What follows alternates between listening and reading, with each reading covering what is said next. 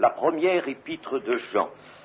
C'est une épître d'une importance capitale pour la vie chrétienne.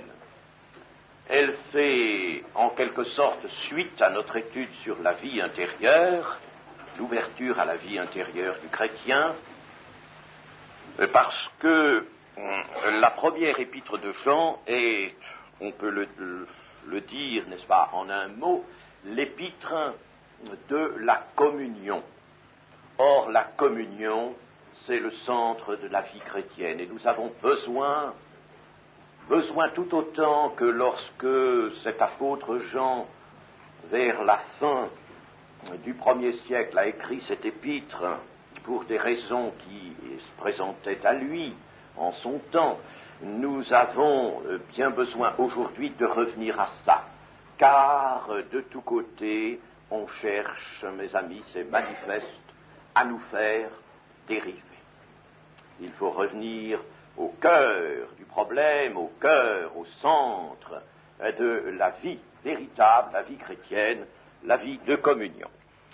Eh bien, l'épître de Jean, la première épître de Jean, est en effet celle de la communion goûtée, de la communion réalisée en sa totalité, de la communion continuée,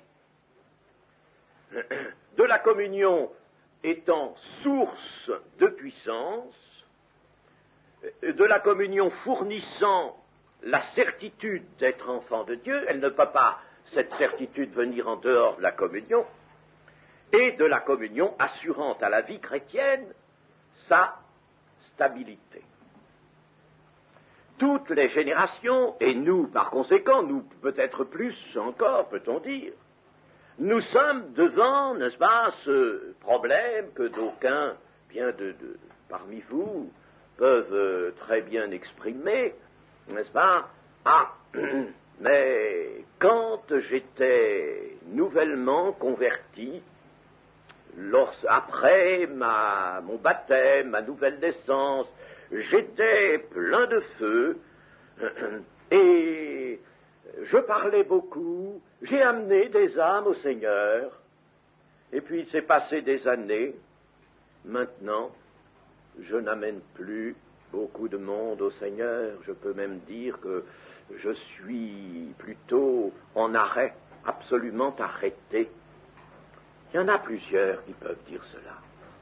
Et en examinant bien, en effet, n'est-ce pas, la vie chrétienne, on sent qu'avec les années s'accumulant, on est moins fervent, moins zélé, on a soi-même en soi une sorte de lourdeur qui pèse sur la foi.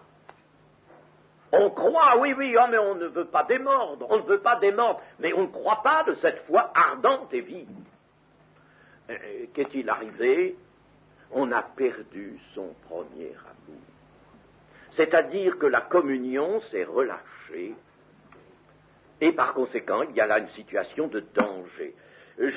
J'affirme d'une façon absolue que le seul moyen de maintenir une vie chrétienne qui ne se lasse pas, qui ne soit pas affectée par la lassitude, et on voit des chrétiens lassés, chers amis, lassés. Eh bien, le seul moyen de résister à la lassitude, de ne pas être pris par la lassitude, le seul moyen, c'est d'être dans la communion. La communion seule procurera, la communion maintenue, continuée, procurera la stabilité. Sinon, vous verrez votre vie chrétienne, n'est-ce pas, s'user, devenir, tomber dans les formes, dans les habitudes, mais votre cœur ne sera plus ce qu'il était dans les premiers temps, dans les premiers jours. Et ça, c'est infiniment triste et regrettable. Oui, chers amis, on l'observe tous les jours, on l'observe pour soi-même, on l'observe dans l'ensemble, n'est-ce pas? La lassitude, n'est-ce pas, gagne l'Église. Et cela n'est pas bon, et cela n'est pas normal. Oui, nous restons chrétiens, nous affirmons que nous sommes enfants de Dieu, n'est-ce pas? Nous chantons nos cantiques toujours. nous venons à la Sainte-Seine, et puis nous nous sommes réinstallés dans des habitudes qui sont à demi celles que nous avions avant. Nous avons laissé notre cœur reprendre goût aux choses de la terre, en bonne partie, et nous ne sommes pas vraiment ceux qui marchons par l'esprit, affectionnés seulement aux choses d'en haut. Alors, il est nécessaire d'étudier cette épître cette année, et nous verrons aussi que cette épître nous mettra en garde contre les faux docteurs et contre les faux prophètes. Il y a dans le Nouveau Testament une mise en garde extraordinaire contre les faux docteurs et les faux prophètes, et il y a même des gens qui sont appelés les chiens dans l'Écriture. Eh bien, les chiens, les faux frères, ça, on ne le prêche pas. Ça, en général, on n'y fait pas attention.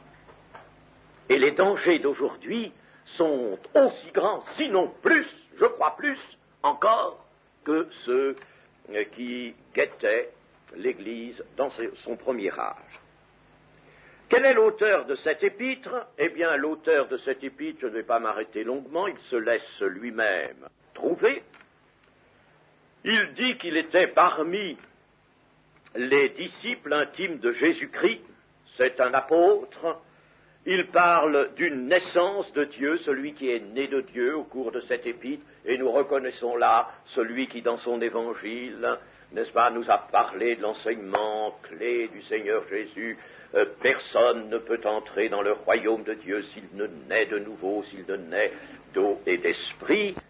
Il appelle les destinataires de son épître des petits-enfants. C'est un mot qui lui est presque propre dans le Nouveau Testament, n'est-ce pas? C'est bien l'apôtre Jean. Il n'y a pas de doute là-dessus. On a écrit des ouvrages, on a fait toutes sortes de polémiques sur l'auteur de cette épître. C'était bien vraiment inutile. C'est Jean, l'un des deux fils de Zébédée, l'autre fils étant Jacques.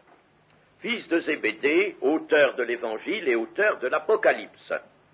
Son frère Jacques et lui, vous savez, à un certain moment, avaient voulu, et pour cela avaient mis leur mère en avant, avaient demandé au Seigneur les premières places à ses côtés.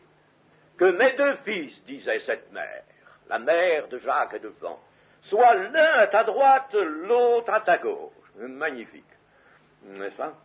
Les autres prendront les places qui suivent après. Mais que mes deux fils soient là, n'est-ce pas? L'un à ta droite, l'autre à ta gauche. Vous savez comment le Seigneur avait répondu, n'est-ce pas? Il ne lui appartenait pas de disposer de ces places, c'était son Père qui disposait cela, de ces places-là. Mais il leur avait dit aussi, pouvez-vous boire la coupe que je vais boire? Et il avait ajouté, il est vrai que vous boirez ma coupe. Jacques et Jean, vous rappelez aussi, avaient été surnommés par le Seigneur Boanerges, c'est-à-dire les fils du tonnerre. C'étaient des gens terribles, n'est-ce pas? On prend Jean habituellement, n'est-ce pas? On le représente comme un homme très doux, n'est-ce pas? Bon, il l'a été, mais il ne l'était pas avant de connaître Jésus-Christ, puisqu'il a été surnommé avec son frère fils du tonnerre. C'est son frère et lui qui avaient eu l'idée d'appeler la foudre, le feu du ciel, sur les Samaritains qui ne voulaient pas les recevoir. Eh bien, le Seigneur leur avait donc dit cela, et qu'il boirait sa coupe. Jacques, en effet, aura la première place comme martyr parmi les apôtres. Premier apôtre à subir le martyre. Quant à Jean, lui, il sera gardé jusqu'à un âge très avancé, et il est ce disciple que Jésus aimait, selon sa propre expression, c'est-à-dire celui qui avait vocation à connaître et à exprimer l'amour de Dieu, qui était le plus apte à la communion. Déjà, il avait amorcé avant l'heure, avant que l'Esprit ne soit donné à la Pentecôte, déjà Jean se sentait a tellement attiré vers le Seigneur, il avait déjà amorcé en quelque sorte une vie de communion, il avait une aptitude particulière à l'amour. C'est pourquoi il s'appelle le disciple que Jésus aimait, ce qui ne veut pas dire que Jésus préférait. Il n'y a pas de préférence de la part du Seigneur Jésus, mais il s'était approché de l'amour de Dieu, il commençait à le sentir mieux que les autres et à vouloir lui-même le manifester, cet amour de Dieu. Nous allons lire donc dans la première épître de Jean, que nous mettons à l'étude et qui va nous retenir longuement, nous allons lire les 4 premiers versets. Ce qui était dès le commencement, ce que nous avons entendu, ce que nous avons vu de nos yeux, ce que nous avons contemplé et que nos mains ont touché, concernant la parole de vie, car la vie a été manifestée, et nous l'avons vue, et nous lui rendons témoignage, et nous vous annonçons la vie éternelle qui était auprès du Père et qui nous a été manifestée. Ce que nous avons vu et entendu, nous vous l'annonçons, à vous aussi, afin que vous aussi, vous soyez en communion avec nous. Or, notre communion est avec le Père et avec son Fils Jésus-Christ, et nous écrivons ces choses afin que notre joie soit parfaite. Amen. Jean nous introduit immédiatement au cœur de son sujet. Il ne fait pas comme l'apôtre Paul qui se nomme, qui nomme aussi ses destinataires. Non, il entre tout de suite au cœur de son sujet. Son sujet, ici, dans ces 4 versets, c'est Jésus-Christ vu, contemplé, la vie manifestée en lui et par lui, et puis aussi, soyez en communion, et votre joie sera parfaite avec la nôtre. Nous aurons tous la joie parfaite. Voilà ce qu'il veut nous exprimer dans ces 4 versets.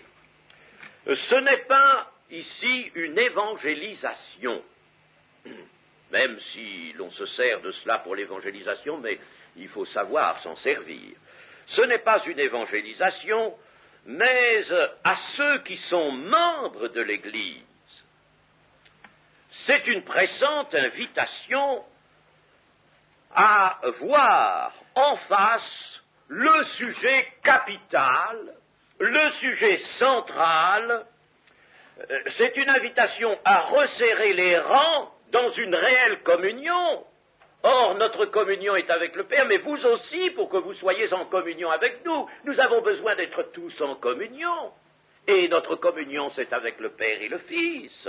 À resserrer donc les rangs dans une réelle communion avec le Père et avec le Fils. Voilà comment il faut envisager la vie chrétienne et le salut. Le salut, c'est la vie reçue de Jésus-Christ. Le salut, c'est la vie reçue, la vie véritable, la vie qui ne se perd plus. C'est ça le salut. Jean invite des membres d'Église, et toute l'épître nous montre bien que ça ne peut s'adresser qu'à des membres de l'Église, n'est-ce pas? Alors, commençons nous allons nous mettre à l'œuvre et voir un peu de près le texte de cette épître. Je le redis souvent, mais c'est indispensable d'y penser. La parole de Dieu inspirée est condensée, très condensée. Le Saint-Esprit n'a pas voulu de vaines paroles, n'a pas voulu de discours, n'a pas voulu de détails inutiles. Et on sent que tous les écrivains sacrés ont fait comme Jésus-Christ, n'est-ce pas? Ils ont parlé avec une grande concision. Mais alors, pour nous, n'est-ce pas, ça crée une certaine difficulté. Parce que tous les mots sont apesés, les tournures de phrases, n'est-ce pas? Il faut d'abord voir le sens littéral avant d'en dégager les valeurs spirituelles. Alors, nous avons ici le commencement. le commencement, ce qui était dès le commencement, ce que nous avons entendu, ce que nous avons vu, ce qui était dès le commencement. Ça, c'est important, ce n'est pas là pour commencer une phrase, pour débuter une phrase, n'est-ce pas, parce qu'on ne sait pas comment la commencer, c'est pas ça du tout, n'est-ce pas, bien sûr. Ce qui était dès le commencement. Jean obéit là à une pensée qu'il nous faut retrouver. Et cette pensée est extrêmement intéressante et importante. Ici, Jean nous parle du commencement. Est-ce le grand commencement? Le commencement de la Genèse, au commencement Dieu créa le ciel et la terre. Est-ce ce commencement aussi dont parle Jean lui-même dans le début de son évangile? Au commencement était la parole, et la parole était avec Dieu, et la parole était Dieu. Alors, c'est difficile de répondre, n'est-ce pas, de but en blanc comme ça. Ce qu'il faut, c'est aller doucement. Et nous pouvons d'abord nous dire ceci, que Jean n'aurait pas pu dire ce qui était dès le commencement si Christ n'était pas Dieu. Ah, ce qui était dans le commencement, déjà, n'est-ce pas, Jean nous dit par là, Christ est Dieu. Parce qu'il va parler de Christ, n'est-ce pas, après. Christ est Dieu. Ça ne pouvait pas se dire si Christ avait été un homme, n'est-ce pas, comme d'aucuns le disent, ou un homme, n'est-ce pas, qui serait plus ou moins devenu Dieu, n'est-ce pas, c'est les théories de certains, n'est-ce pas, certains hérétiques. Eh bien, Jean n'aurait pas pu écrire ça. Il écrit ça parce que Christ est Dieu. Si Christ n'était la parole de Dieu, par qui et pour qui toutes choses ont été créées, Jean n'aurait pas commencé son épître ainsi. Donc, ce qui était dès le commencement, déjà, puisqu'il va s'agir de la personne de Christ, ce qui était dès le commencement, remarquez que ce que, n'est-ce pas, il emploie là un pronom impersonnel au lieu de dire celui qui était, ou celui que nous avons entendu, celui que nous avons vu de nos yeux, celui que nous avons contemplé. C'est bien le Seigneur qui l'a contemplé, qui l'a touché, qui l'a vu de ses yeux. Mais il dit ce que. Ça, je l'expliquerai plus tard. Pour l'instant, acceptons comme ce texte tel qu'il est, n'est-ce pas? J'expliquerai pourquoi ce pronom impersonnel et non pas, n'est-ce pas, celui que. Donc, si Christ n'était pas la parole de Dieu, par qui et pour qui ont été créées toutes choses, Jean ne pourrait pas s'exprimer ainsi. La parole de Dieu est toujours au commencement. Voilà, n'est-ce pas, l'idée qui s'impose ici. La parole de Dieu est toujours au commencement. Elle est au commencement du monde. Elle est au commencement de la vie. Elle est toujours au commencement. Au commencement était la parole de Dieu, et la parole était avec Dieu, et la parole était Dieu. Elle était au commencement avec Dieu, toutes choses ont été faites par elle, et rien de ce qui a été fait n'a été fait sans elle. En elle était la vie, et la vie était la lumière des hommes. Bien entendu, ce début de la première épître se concilie avec le début de l'évangile que je viens de relire. Ce qui était au commencement, nous vous l'annonçons, nous dit l'apôtre Jean ici. Alors, nous vous l'annonçons, au verset 3, ce que nous avons vu et entendu, nous vous l'annonçons, à vous aussi. Qu'est-ce qu'il annonce? Il annonce ce qu'il a vu, entendu, ce qu'il a touché, contemplé, c'est-à-dire la personne de Jésus-Christ. Et nous allons voir dans la personne de Jésus-Christ la vie qui s'est trouvée manifestée. C'est ça dont Jean se fait ici le témoin. Nous vous l'annonçons. Il est un témoin, il annonce cela. Alors, attention, ce qui était au commencement, va dans la phrase, n'est-ce pas, il y a évidemment bien des choses qui s'intercalent, mais nous arrivons au verset 3, ce que nous avons vu et entendu, nous vous l'annonçons. Si bien que la venue de Jésus sur la terre, et surtout son entrée dans le ministère, à l'âge de 30 ans, est le commencement, est aussi un commencement. Mais ça, il n'y a pas lieu, n'est-ce pas, de choisir, de faire un choix entre au commencement Dieu créa le ciel et la terre, au commencement était la parole de Dieu et la parole était Dieu. Non, il n'y a pas besoin de faire de choix, n'est-ce pas? Il est au commencement de tout. Et la venue de Jésus sur la terre, son entrée dans le ministère est le commencement d'un renouveau de la vie véritable. Nous allons expliquer cela. Le monde avait bien été créé par lui et pour lui. Parlons du monde de la terre. Mais le monde n'avait pas connu la vie. Ah, le monde n'avait pas connu, n'avait pas gardé la vie, n'était pas resté dans la connaissance, dans la possession de la vie. Voilà ce que ça veut dire. C'est au chapitre 1 et verset 10, je crois. Oui, et verset 10 de l'évangile de Jean. Alors, quand on étudie la première épître, là surtout, n'est-ce pas, dans les premiers versets, on est obligé de regarder l'évangile de Jean et l'épître. Alors, moi, vous voyez, j'ai mis des petits papiers, n'est-ce pas? Alors, je lis l'évangile de Jean, chapitre 1, verset 10. Elle était dans le monde, la lumière, c'est-à-dire la vie des hommes. Elle était dans le monde, et le monde a été fait par elle, et le monde ne l'a point connue. Voilà, n'est-ce pas, il s'est passé quelque chose, et qui, en somme, a fait que le commencement n'a pas eu de suite, si je peux dire, n'est-ce pas? Le monde ne l'a pas connu. Ah, voilà le drame. Le monde n'a pas connu la vie, n'a pas connu la lumière, c'est-à-dire n'est pas resté dans la possession de. Connaître, c'est posséder. Ainsi, la venue de Jésus-Christ est donc comme une seconde création, la venue de l'apparition de Jésus-Christ sur la terre, dans son ministère, et le commencement d'une seconde création. L'homme s'était détourné de la vie, et il avait entendu s'attribuer cette fausse et cette tragique autonomie.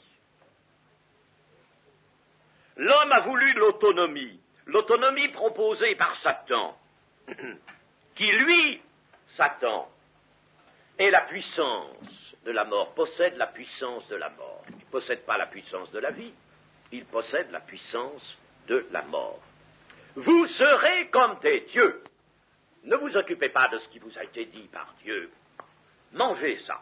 Et puis, vous allez voir qu'une chose va se produire. Elle s'est produite, évidemment, mais une chose tragique. C'est ce que Satan n'avait pas dit. Autrement dit, soyez vos propres dieux, et vous serez libres. Vous serez libres de situer vous-même le bien et le mal. Est-ce que vous avez besoin d'un Dieu qui vous dit ceci est bien, ceci est mal? Mais non. Soyez vos propres dieux, ayez la connaissance, c'est-à-dire l'autorité, l'autonomie de décider vous-même du bien, du mal. Vous serez vos dieux. Ah, c'est bien ce à quoi nous sommes arrivés. Et on a traversé tous ces siècles d'histoire de l'humanité sous le signe de cela.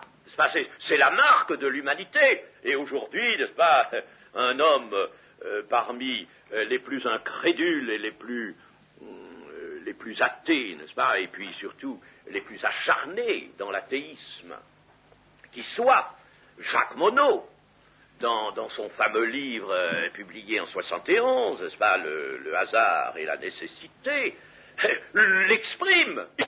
Et qu'est-ce qu'il dit dans son livre, à un certain moment? Maintenant, l'humanité a pleinement le droit de décider elle-même de ce qui est bien et de ce qui est mal. Alors, c'est pas la révolte de Satan, ça? N'est-ce pas?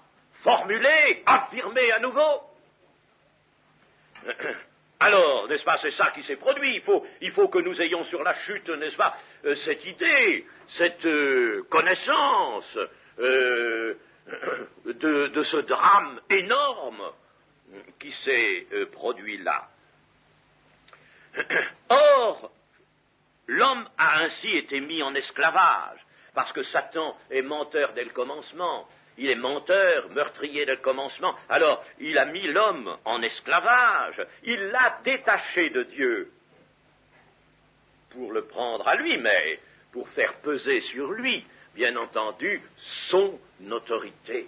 Il a triomphé de l'homme. Mais Dieu seul est la vie. L'homme sans Dieu, l'homme contre Dieu, ou l'homme loin de Dieu, est victime de la mort. Ça, c'est clair, c'est net. Notre siècle ne veut pas, n'est-ce pas, l'entendre, et pourtant, c'est là la vérité. Vous étiez mort par vos offenses. Dans l'état d'offense où vous étiez, avant d'être converti, dans l'état de séparation d'avec Dieu, vous étiez mort. Et le Seigneur Jésus l'a déclaré lui-même, lorsqu'il a dit à un de ses disciples, qui voulait aller à l'enterrement de son père avant de le suivre, il lui a dit, bien, laisse les morts enterrer les morts. Donc, Jésus-Christ lui-même considérait que tous ces gens qui ne viennent pas au Seigneur, n'est-ce pas, qui n'ouvrent pas leur cœur, sont dans la mort. Ils sont morts. C'est le mot de Dieu. C'est la pensée que l'Écriture nous apporte de la part de Dieu, n'est-ce pas? Et c'est pour ça que cette parole de Jésus a tout son poids, toute sa valeur, n'est-ce pas, quand celui qui croit est passé de la mort à la vie. Il était dans un état de mort et il vient à la vie. Et nous allons beaucoup nous intéresser avec cet épître à la vie véritable. Car, je le répète, c'est ça le problème central de la vie chrétienne. L'homme s'est donc coupé de la source de vie comme un fleuve, par exemple, qui prétendrait rester fleuve. Imaginez, n'est-ce pas, je ne sais pas, la Garonne, puisqu'elle n'est pas loin, n'est-ce pas, la Garonne allant vers son estuaire, n'est-ce pas, et puis alors, supposez qu'à un certain moment, on détourne le fleuve, n'est-ce pas, du côté en amont, on détourne le fleuve et on fait partir les eaux ailleurs, comme on a fait d'ailleurs pour la Dordogne, et alors il y a une partie de la Dordogne qui est devenue morte, qui est devenue caillou, sec, il n'y a plus rien puisqu'elle a été coupée de sa source. Alors couper un fleuve qui dirait, moi je veux rester fleuve, mais je préfère, n'est-ce pas, me priver de l'apport des eaux de la source, je n'ai pas besoin de cet apport-là, je n'en veux pas. Ben, le fleuve est mort, il est sec, et il n'y a plus rien, il n'y a plus de fleuve. L'homme n'a plus de force spirituelle, ni morale, et ça on le voit, et tout le monde l'a constaté, même Ernstein l'a constaté, il n'a plus de force, aucune force morale. Ernstein en était déconcerté. Il dit comment? Voilà maintenant la puissance atomique aux mains de l'homme, et l'homme n'a fait aucun progrès moral, au contraire. Il marche en arrière, il marche à reculons comme les écrevisses. N'est-ce pas? Alors, c'est quelque chose de flagrant, cela. L'homme qui n'a pas de force spirituelle ni morale, voyez nos philosophes aujourd'hui, où ça va? C'est extraordinaire, n'est-ce pas? Plus de connaissance de la vérité. L'intelligence de l'homme est au service du mal en lui. Nos techniques, il y en a qui sont béats devant les techniques de l'homme aujourd'hui, évidemment. Si vous allez au Cap Kennedy, n'est-ce pas, vous voyez ces grandes tours, une fusée partir. C'est extraordinaire que l'homme puisse faire ça, les vaisseaux spatiaux qu'on lance, cette excursion dans la Lune plusieurs fois répétée, n'est-ce pas? Tout ça, ça paraît extraordinaire. Mais à quoi ça sert? À quoi ça sert, sinon à l'orgueil de l'homme d'une part, et sinon à préparer les choses abominables de la guerre? Car 95% des constructions, des grandes constructions techniques, le sont pour la guerre. Pour la guerre. Lisez un certain L'Express, un numéro spécial de l'Express qui a paru à la fin de 1974, pardon. Je crois l'avoir d'ailleurs ici, ce numéro, et un numéro spécial justement sur la vie, menacée de tous côtés.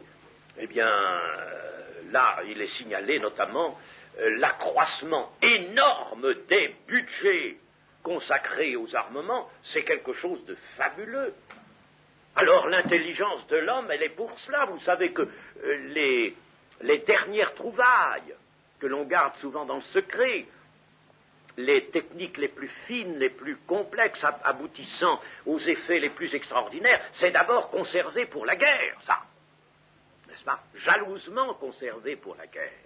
Alors, chers amis, c'est ça l'homme qui a voulu être autonome et qui ne travaille qu'à sa propre destruction au point de vue moral, au point de vue spirituel et au point de vue matériel et à la destruction de la terre qui le porte.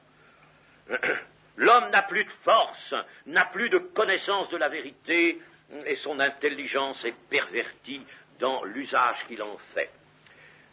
Il est privé de la gloire de Dieu, c'est-à-dire de la présence de Dieu. Il est dit que tous sont privés de la gloire de Dieu.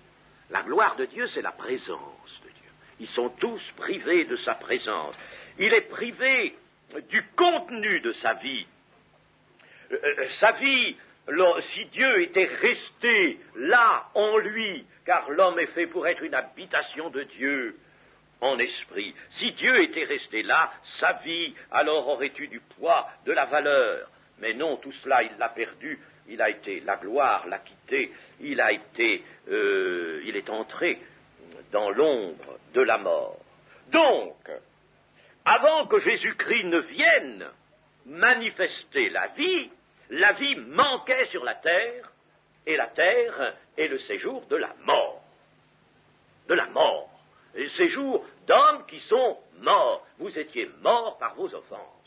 Avant que Jésus-Christ vienne manifester la vie n'était pas sur la terre. La vie était venue, mais les hommes ne l'avaient pas connue, n'avaient pas voulu la conserver. La mort règne donc sur la terre où vient le Seigneur Jésus. Or, l'événement, qui est un commencement, le commencement qui importe pour les hommes aujourd'hui, maintenant, c'est bien la venue de Jésus-Christ, qui apporte une vie qui ne se perdra plus. L'apparition de Jésus-Christ, c'est l'apparition d'une vie qui va pouvoir se concéder aux hommes et qui ne se perd plus. C'est la vie à deux plans, la vie présente et la vie future qui ne constitue qu'une seule et même vie, mais elle se présente en deux plans. Présente d'abord, bien que possédant déjà ce caractère d'éternité. Quand elle est véritable, elle est éternelle.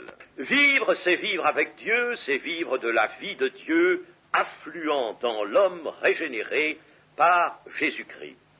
Et cette vie ne peut être qu'éternelle. La vie qui vient par Jésus-Christ, qui a été manifestée, ne peut être qu'éternelle. Elle ne peut pas cesser. Dieu ne cesse pas lui-même. Et puisque cette vie est celle de Dieu, puisque cette vie, elle est possédée par l'homme dans une intimité avec Dieu par Jésus-Christ, c'est ce qui s'appelle la communion, alors il est impossible, n'est-ce pas, que cette vie se perde. Et par conséquent, tout enfant de Dieu qui vit dans la communion, il n'y est pas question pour lui, n'est-ce pas, d'éventualité de perte du salut s'il vit dans la communion.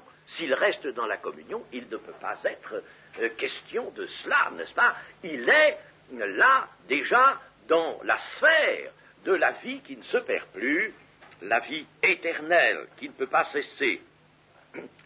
D'ailleurs, l'amour lui-même ne périt jamais. L'amour est éternel, l'amour ne périt jamais. Et l'homme, s'il reste dans la communion, reste dans l'amour. Demeurez dans mon amour, a dit Jésus-Christ. Il demeure dans l'amour, il se maintient dans l'amour. Et s'il se maintient dans l'amour, il est tenu par quelque chose qui ne périt pas, quelque chose qui est, on pourrait dire, n'est-ce pas, la fibre même de la vie éternelle. Par conséquent, il est impossible. J'ai eu l'occasion, au début des retraites que nous faisons dans ce lieu, j'ai eu l'occasion de démontrer, seulement c'est déjà un petit peu ancien, et puis ça, c'était un peu abstrait, ceux qui étaient là, à ce moment-là, je ne sais pas s'ils en ont retenu beaucoup de cela, eu l'occasion de démontrer l'existence de la vie éternelle, la vie qui ne se perd plus. Il y a certains savants, certains philosophes qui sont arrivés à cette idée aussi, à cette certitude qu'il devait y avoir une vie éternelle qui ne se perd plus. Mais même physique. Et je l'ai montré par une démonstration par palier, n'est-ce pas? J'ai montré différentes situations dans lesquelles pourrait se trouver un être vivant, en partant des situations connues de la Terre, différentes situations, n'est-ce pas, qui aboutissent à une haute situation dans laquelle il n'y a plus possibilité de perdre la vie. Et c'est cette situation que l'on a dans l'intimité avec Jésus-Christ. Et c'est formidable comme l'Écriture nous fournit tous les éléments pour connaître cette situation. Chers amis, il faut réfléchir, il faut aimer l'Écriture, il faut la sonder. Cette démonstration, il me serait difficile de vous la faire rapidement, mais je peux vous l'indiquer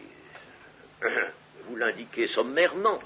Vous avez sur la terre, n'est-ce pas, des êtres vivants qui sont, peut-on dire, plus ou moins vivants. C'est-à-dire, ils ont bien, si vous voulez, le souffle de vie, n'est-ce pas, je parle d'une vie physique. Ils sont plus ou moins vivants parce qu'ils ont plus ou moins de possibilités de puiser dans un certain environnement, n'est-ce pas? Et alors, si leur environnement change, leur devient contraire, ils meurent.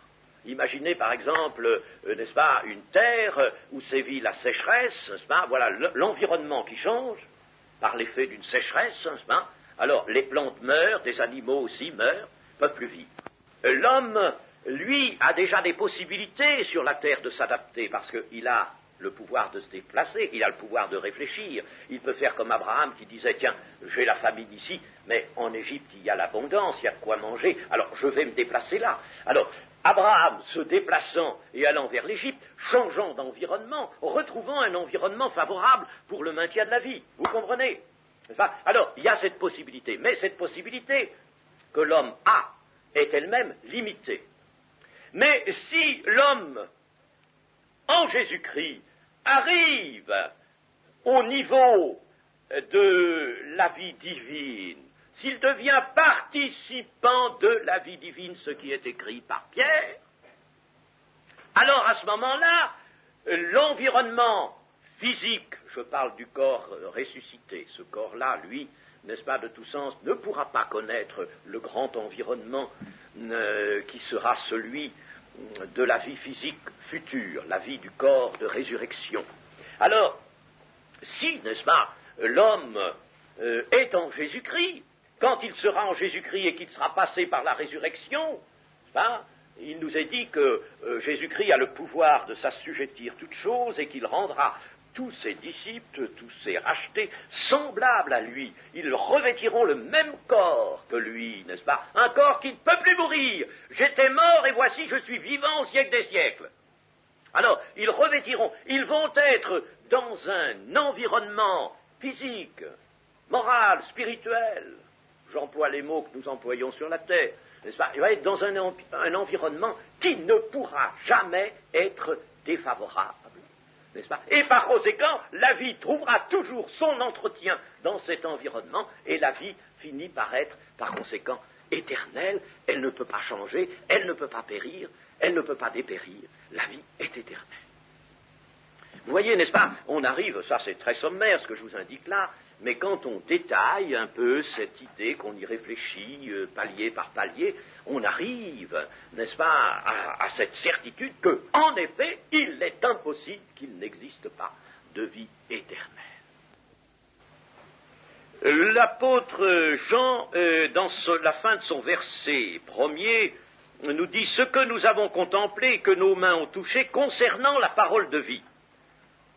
Eh bien, la proclamation, n'est-ce pas, qu'il fait, et qu'il a faite déjà dans l'Évangile, d'une telle réalité, d'une vie apportée par celui qui l'a manifestée, cette proclamation est bien véritablement une parole de vie. La proclamation est parole de vie. La parole de vie, c'est cela. Attention de ne pas mettre cette expression-là à n'importe quoi, n'est-ce pas? La parole de vie, c'est l'évangile qui exprime que la vie a été manifestée et est apportée aux hommes par Jésus-Christ.